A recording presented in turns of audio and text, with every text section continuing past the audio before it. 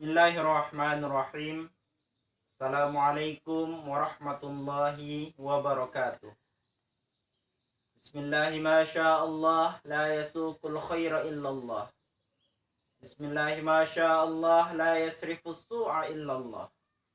Bismillahi ma Allah ma kana min ni'matin faminallah.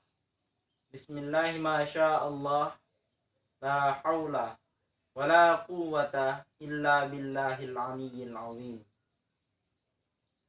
Saudaraku kaum muslimin dimanapun kalian berada, alhamdulillahi rabbil alamin, puja dan puji syukur kita panjatkan kehadirat Allah subhanahu wa ta'ala, yang mana telah memberikan kita nikmat dan karunia, terutama nikmat sehat walafiat, sehingga hingga saat ini kita telah masuki 20 Ramadan 1441 Hijriah.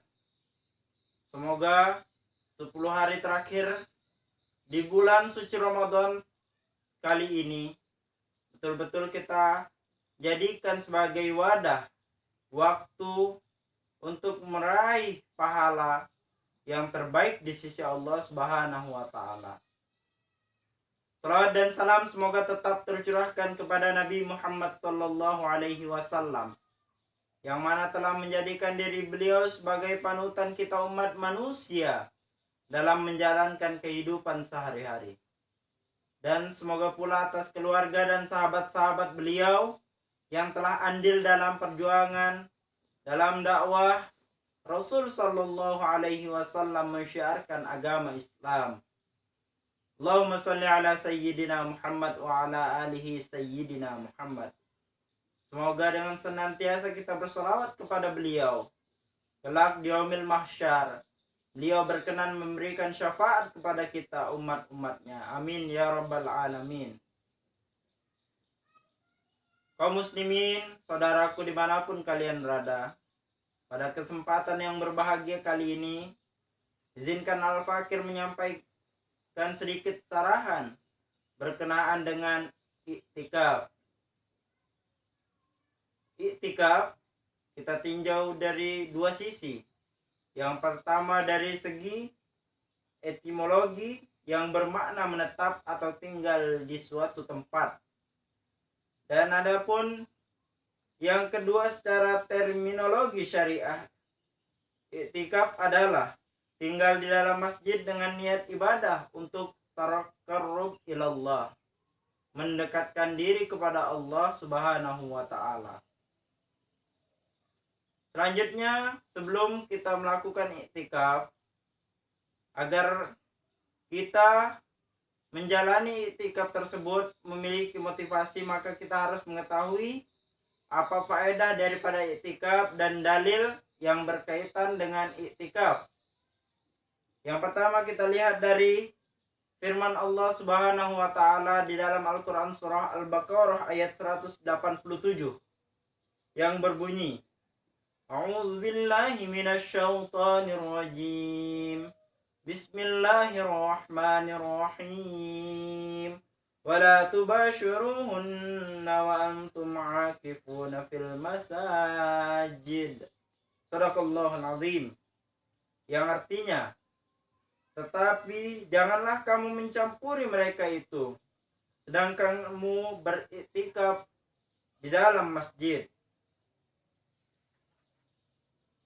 Yang kedua kita tinjau dari as-sunnah sabda Rasul sallallahu alaihi wasallam yang diriwayatkan oleh Imam Bukhari. Kana Nabi sallallahu alaihi wasallam ya'takifu fi kulli Ramadan 10 ayyam. Falamma kana al-'amul ladzi qubida fihi i'tikafa 20 yauman. Yang artinya Rasul sallallahu alaihi wasallam beriktikaf pada bulan Ramadan selama 10 hari. Namun pada tahun wafatnya beliau beriktikaf selama 20 hari.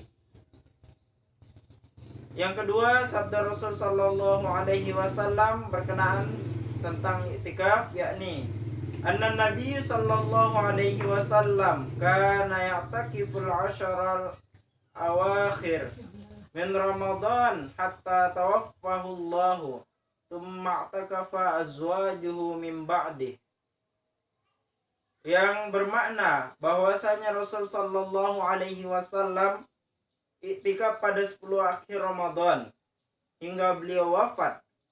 Kemudian istri-istri beliau melakukan iktikaf setelah Rasul sallallahu alaihi wasallam wafat. Inilah dalil yang berkenaan dengan iktikaf. Selanjutnya tentang hukum iktikaf. Hukum dasar iktikaf yakni sunnah muakkadah.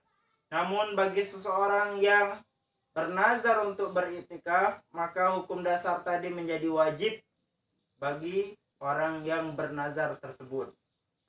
Selanjutnya tentang syarat-syarat iktikaf. Syarat iktikaf ialah 7. Yang pertama niat, sebagaimana sabda Rasul sallallahu alaihi wasallam, innamal a'malu binniyat, sesungguhnya setiap perkara tergantung niat. Maka niat adalah syarat utama daripada iktikaf. Selanjutnya berdiam diri di dalam masjid. Adapun masa berdiam diri di dalam masjid tidak boleh terlalu sebentar, seperti 1 menit, 2 menit, 1 detik, 2 detik, maka tidak terhitung iktikaf. Tapi harus tinggal menurut pengertian umum orang yang berdiam. Iktikaf dianggap tidak sah apabila tidak memenuhi syarat di atas. Yang pertama syarat di atas yakni niat, yang kedua berdiam diri. Selanjutnya syarat yang ketiga daripada iktikaf ialah Islam dan mumayyiz. Jadi timbul pertanyaan, bagaimana seseorang yang kafir ataupun anak kecil yang berdiam diri di dalam masjid, maka tidak sah apa iktikafnya tersebut, karena dia tidak mengimani atau menyekutukan adanya Allah Subhanahu wa taala, menyekutukan keesaan Allah Subhanahu wa taala. Namun bagi seorang anak kecil, maka baik sebagai bentuk pendidikan, tarbiyah kepada anak-anak agar terbiasa untuk berdiam di dalam masjid. Selanjutnya berakal sehat. Jadi seorang yang, mohon maaf, akalnya tidak sehat, gila, tidak waras, dan lain-lain, maka tidak sah apa iktikafnya tersebut. Selanjutnya tidak melakukan hubungan suami istri. Selanjutnya tidak berdiam diri di dalam masjid kecuali diizinkan oleh seorang suami bagi para istri-istri. Selanjutnya syarat yang terakhir yakni suci dari hadas besar, yaitu seperti haid, nifas, dan junub. Jadi seseorang yang sedang haid, nifas, junub berdiam diri di dalam masjid, maka tidak sah apa iktikaf orang tersebut. Selanjutnya yang membatalkan iktikaf ada beberapa hal, diantaranya berhubungan intim, yang kedua keluar sperma, selanjutnya murtad, mabuk, gila. Selanjutnya bagi wanita bila datang haid atau nifas. Dan yang terakhir bila keluar dari masjid tanpa uzur. Jadi seorang yang keluar sperma di dalam masjid, haid atau nifas di dalam masjid, maka batal apa iktikaf seseorang tersebut. Subhanakallahumma wabihamdik. Semoga yang sedikit ini menjadi ilmu yang dapat kita realisasikan, terutama di 10 hari terakhir bulan suci Ramadan tahun ini. Semoga tahun ini betul-betul menjadi tahun pelatihan bagi kita, tahun peningkatan keimanan dan ketakwaan, dan menjadi tahun yang terbaik bagi kita.